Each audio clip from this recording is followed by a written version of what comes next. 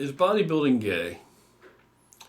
Now, a lot of you folks are going to think this video is unnecessary, and I don't think it's unnecessary, but it's probably unnecessary, for most of you. But there are a lot of people that just don't seem to have any common sense, and I think this hatred for bodybuilding, and when people want to make disparaging comments and remarks and all, it's just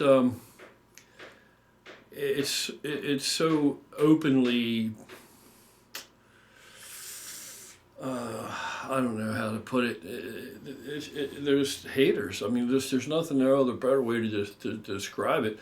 It's jaded people that can't succeed in an area, and so they want to say everything negative they can about it. And it's really, really weird because you don't really see it tied up in anything else. But anything that a male can associate, like I say, a man, anything that a male can associate, maybe a challenge because he lacks it, to his masculinity, or his self-esteem gets all mixed up and caught up in it or whatever, and he's triggered.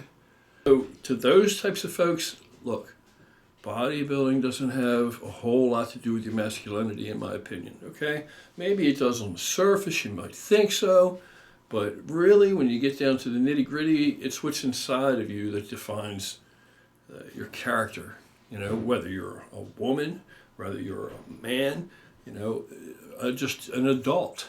It's defined by your character and what's inside of you, and you share that and expose that to the world every day in your interactions. So if you're not presenting yourself well, you need to work on you, not point fingers. But there's this gay for pay bodybuilding issue, or this, in light of the stuff that really goes on in the world, like the ungodly, almost unspeakable mess that is Libya, the country of Libya right now.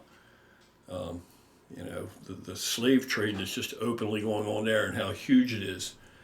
You don't even really hear very much about any of this, and it's absolutely dreadful. It's absolutely horrible. The argument could very well be made that the United States has pretty much, we destabilized the area and enabled this to sprout up, and I don't know. We're not going to get into that right now, but if you're interested, Google it and look at it. You'll be surprised, I think. It's pretty disgusting.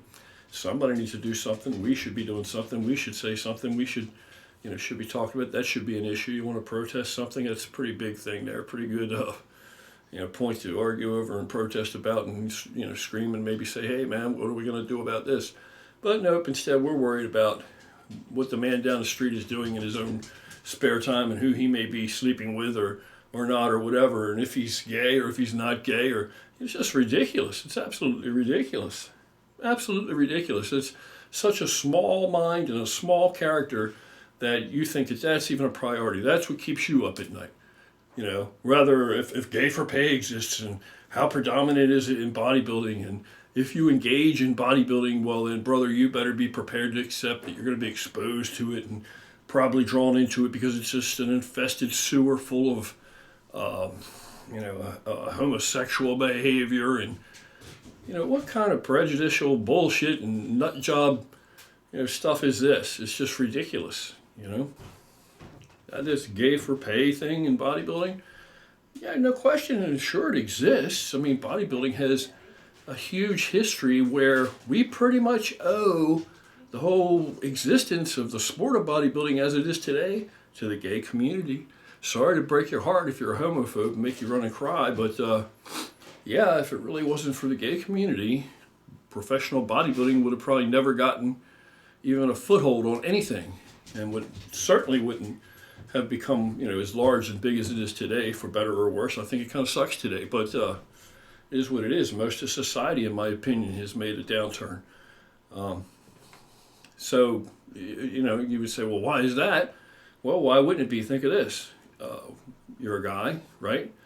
Now, even if you're the nicest, politest, most gentlemanly man, there are still things that go through your head occasionally in reference to women or a female here or there that you're not going to want to share with people. You're not going to like tap her on the shoulder and say, "Excuse me, miss, guess what I was just thinking as I looked at you." Or, this is the shit that flashes in your head and then just, that's it. But you know how many times a day the average man even just thinks about sex?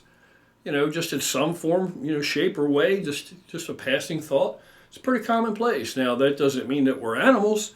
Doesn't mean you're running around whipping your schlong out and saying, "Hey, you want to see this?" You know what I mean? You're sending dick pics to people and crazy shit like that.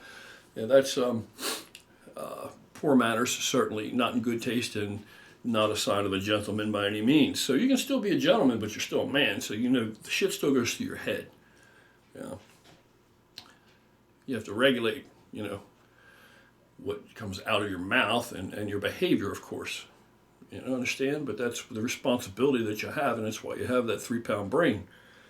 So what I'm getting at is knowing how men really are inside, right? Now just imagine 2 men together. There's not a woman to temper that shit down, right? Because women are on a different type of time, right?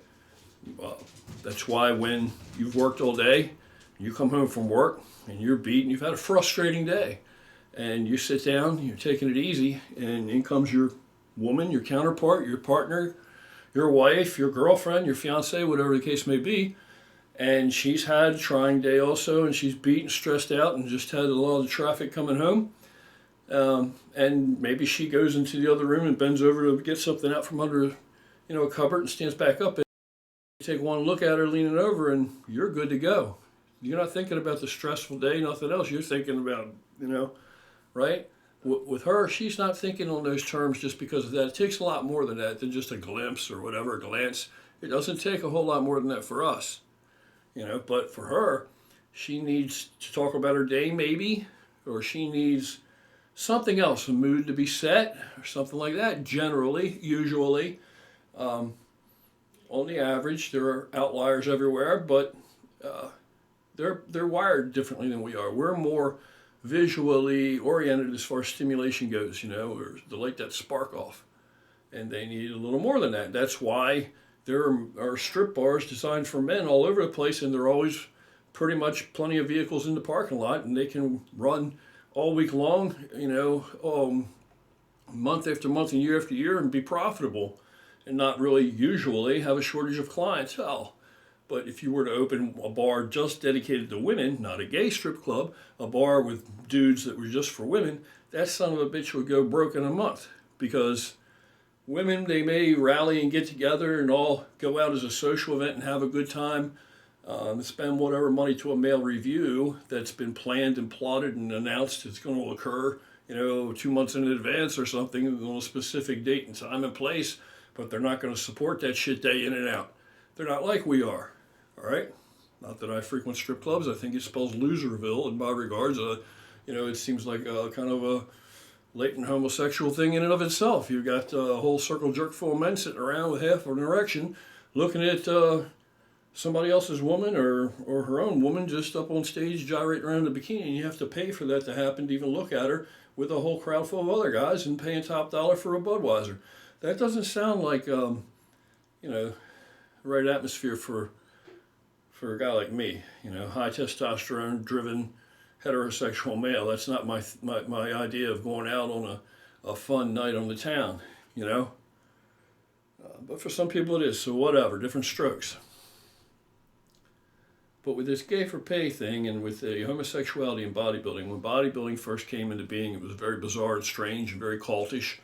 Very few people even gave it any serious no credit at all. It just seemed weird to many people, to almost everybody, especially in the time it occurred. It seemed very odd. And the audience, that initial audience, who do you think they were? They were mostly gay men. It was mostly gay men. What's not to like? If you're a gay man, you're a man, you know how men are driven, right? If you're a gay man and you get to go see these bodybuilding spectacles where you're going to have muscular men that put all this time and energy and work into their physiques, they're lean as they can be, as they think comfortable. They look the best that they believe they can look on a given day, and they come out and they have all their hair shaved off their body and they're all oiled up to highlight and accent their musculature underneath of these lights, and wearing a pair of basically panties and flexing and performing for an audience like that. a spotlight on them. What's not to like if you're gay? So common sense. And if it wasn't for that gay audience, bodybuilding wouldn't be jack shit probably today.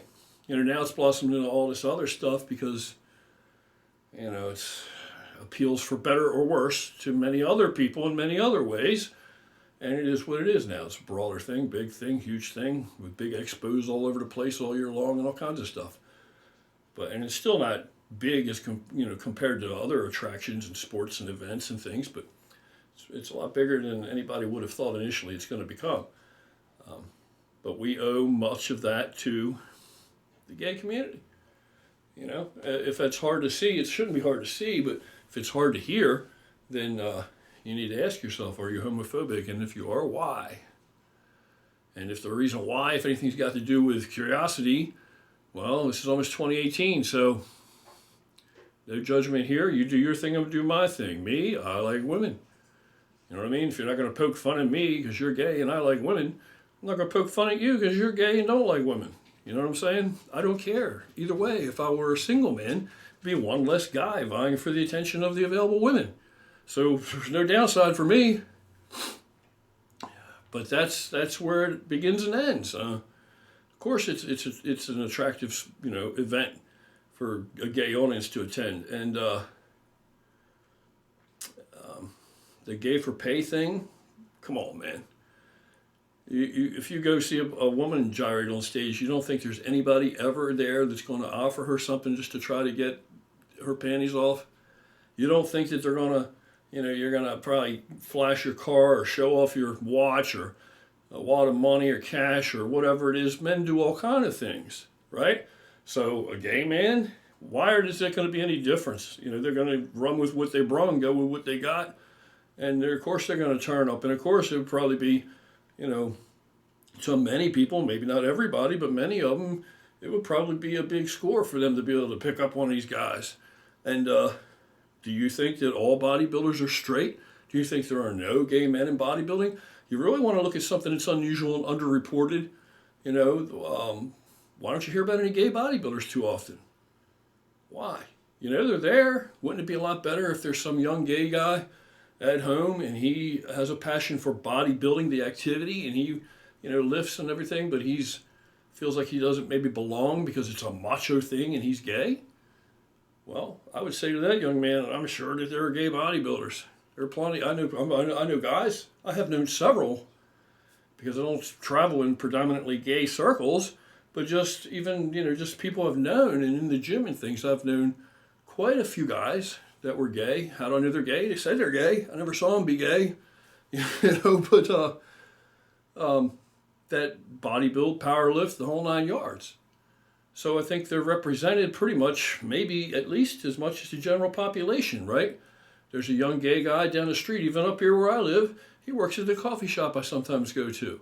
There's another young gay gorilla brother that works at the counter at the gym, the Gold's gym I go to up here most of the time. This is life. This is the real world. This is almost 2018. Who cares if it doesn't affect her? Yeah, who gives a shit? Who cares? Really. But some people are just fascinated by it, and they got to be focused on it. Oh, G4P, G4P. Some would, some wouldn't. A lot of women would, a lot of women wouldn't. It's like anything else. But as far as saying that, it's something you would have to take part in, and it's prevalent, and there's so much of it. I've never really seen any of it. Never seen any of it. No. Now, I'm not one of these guys to go to, when we go to even the Arnold. Last year was our first year with a booth, and hopefully we'll go this year. We didn't even go and attend. Nobody wanted to. I mean, Jason and Justin, Bogman twins, they were considering going to the party or the meet and greet or whatever it was, because they just wanted the opportunity to be able to meet some people and just talk to some of the guys that they think have good physiques and that are their favorite competitive bodybuilders. But myself and Val and all, we never even had there was no question we weren't going to go, because it was going to be late at night for us, and we were tired after all day at the booth, and it's not my thing. So I don't go to after parties for sure or anything like that. So if any of that's out there, And if it's out there that it can be just observed like that, I've never seen it.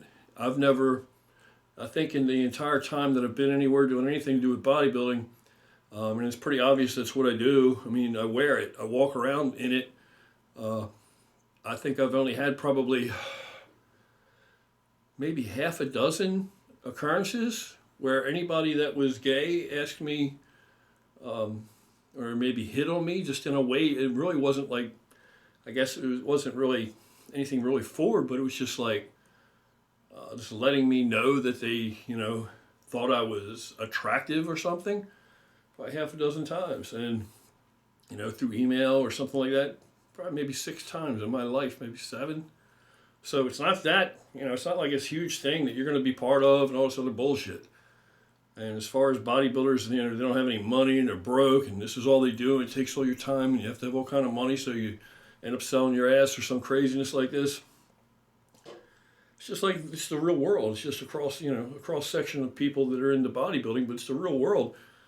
Some guys, different moralities are out there for everybody, With one guy might do something and, or will do something, and another guy is going to, say, no way, I'm not like that. It's not my type of thing. I don't live that way. Myself, I've always had a career, a trade. In fact, I have a few trades. I've worked as a boiler maker. I've worked in a shipyard. I've worked as a supervisor, managing a crew, a pretty large crew, multi-million-dollar jobs in big shipyards, 50-ton propellers and the like, huge stuff. And I'm an auto technician, and I have done that forever, and I've worked at some of the best dealerships going. I've worked for Mercedes and Porsche and Audi and Jaguar when they were British back in the day, and now, of course, they're British again, they're Indian-owned. I quit right at the beginning of the Ford years because I saw where that was going. I've worked for GM, so I've done, I've always had income, I've always had a trade.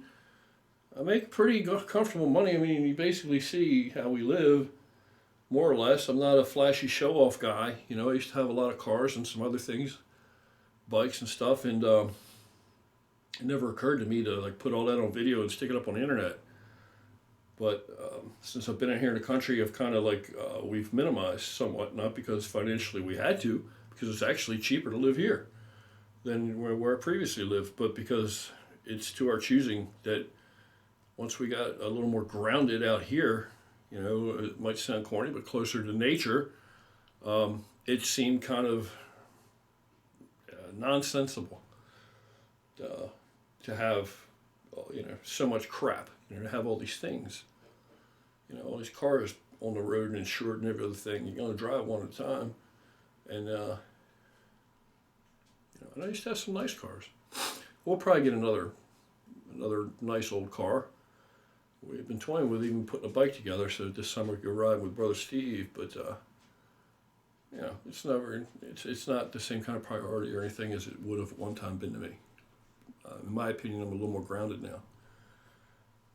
So we make enough and earn enough through work that we're pretty comfortable.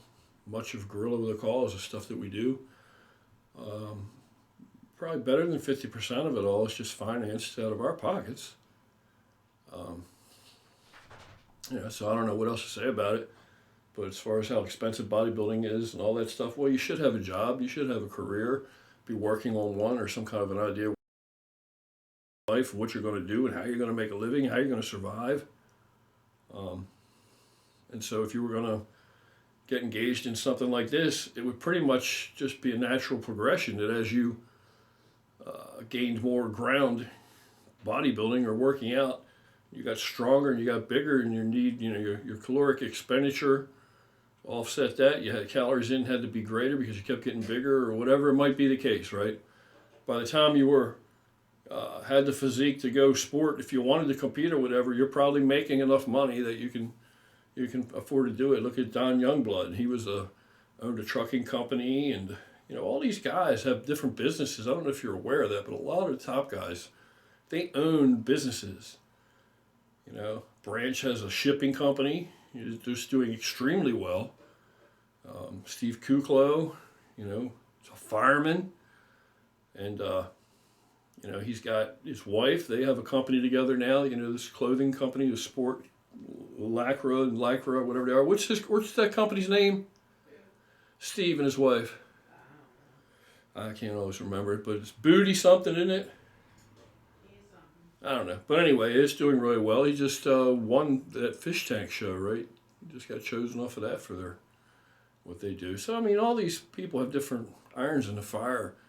They're not like bodybuilding's all they got. And then Jay Cutler, of all people, he's one of the top guys with all the, you know, irons in the fire. That guy owns more stuff than you got any idea. He owns more stuff commercially than you have any idea about. And the businesses. Some of the businesses that he owns and he's into now, the kind of money he's making, it's not for me to say. You know, I mean, it's awesome, but it's his business. If he doesn't want that much of his personal business out there, I'm certainly not going to say anything. But he's into some very interesting, you know, business ventures, man. I mean, money making. Bodybuilding at this point, he has no other reason to even be anywhere involved in bodybuilding except it's his passion. He truly loves it. That's all it is. He really doesn't need one penny more from bodybuilding. Not at all. He's totally set. You know, and these are just people I know. I mean, there are people, you know, other guys out there. What are the odds then? A lot of these other guys got shit going on I don't know about. Don't know anything of their business. You know. Is anybody out there doing gay for pay because they don't want to work and all they want to do is lift weights and lay on the beach all day? I'm sure. Of course there is. Huh? Yeah, more power to them. Whatever their thing is, you know, if that's enlightening to them, man, you know, whatever. If that's spiritually satisfying, it's not my thing. I don't see, you know, my opinion doesn't count.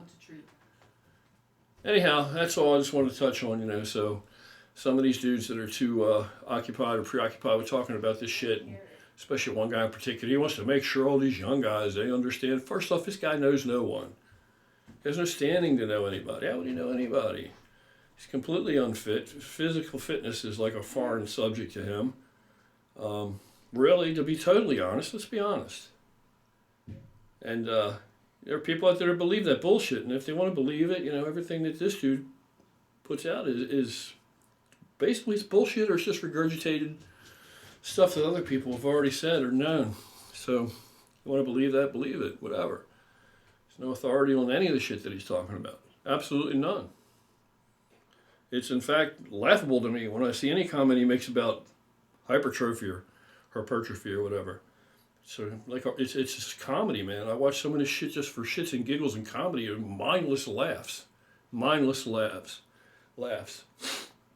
Anyway, you know, gay for pay and bodybuilding. I don't know why. I guess it just gets views. People always like to talk about the worst and, you know, about other people and shit like that.